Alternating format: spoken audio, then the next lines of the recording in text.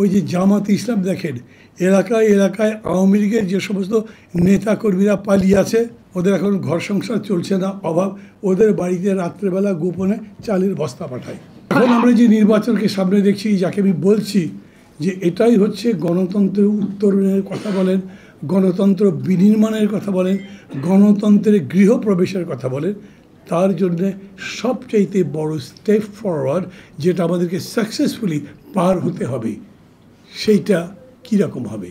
আজকে আমার বাসায় একজন গেস্ট আসছেন, উনি মফস্বল থেকে ঘুরে আসলেন, এসে আমাকে বলছেন, ভাই আপনারা কী কাজ করেন? ওই যে জামাত ইসলাম দেখেন এলাকায় এলাকায় আওয়ামী লীগের যে সমস্ত নেতাকর্মীরা পালিয়ে আছে, ওদের এখন ঘর সংসার চলছে না, অভাব, ওদের বাড়িতে রাত্রেবেলা গোপনে চালের বস্তা পাঠায়।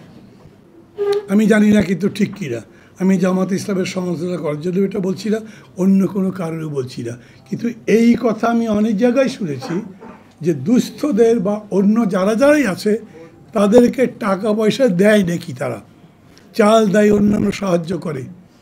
আমি বললাম ভাই আমার তো ওই চাল কেনার টাকাই নেই, নিজেই ঠিক মতো চাল কিনতে পারি না, অন্য মানুষকে দেবো কীভাবে? ওদের আছে, ওরা দেয়। জামাতকে বলতে পারেন আপনার বাসায় পাঠানো। হ্যাঁ, জামাতকে বললে তো পাঠাবে, পাঠাবার সাথে সাথে আরও কিছু পাঠাবে, ওই জন্য বলি না। জামাতের সাথে আমার খাতির আছে, জেলখানা একসাথে ছিলাম তো, অনেক দিন ছিলাম, ওরা ভালোই জানে আমাকে, সেইটা নয়। কথা হচ্ছে এই যে এটার মধ্যে দিয়ে সে কাছে যাচ্ছে। গণতন্ত্র মঞ্চের 6টা মিলে 9টাকে ঐক্যবদ্ধ করে আমরা একটা বিকল্প দাঁড় করাতে পারতাম, করতে পারলে তো খারাপ হতো না।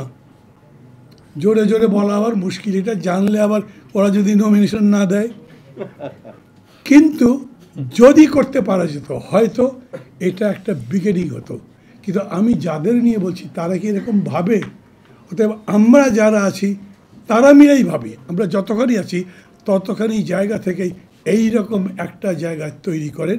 বৈষম্যহীন সমাজ গড়ার কথা বললাম, আমার বেকার ভাতা বেকার যুবকের কাছে পৌঁছে না, বৃদ্ধ ভাতা বৃদ্ধরা পায় না, তারপরে আপনার নারী ভাতা বা বিধবা ভাতা তাদের কাছে যায় না, মাঝখানে অর্ধেক টাকা মেম্বার এবং অন্যান্যরা খেয়ে ফেলে।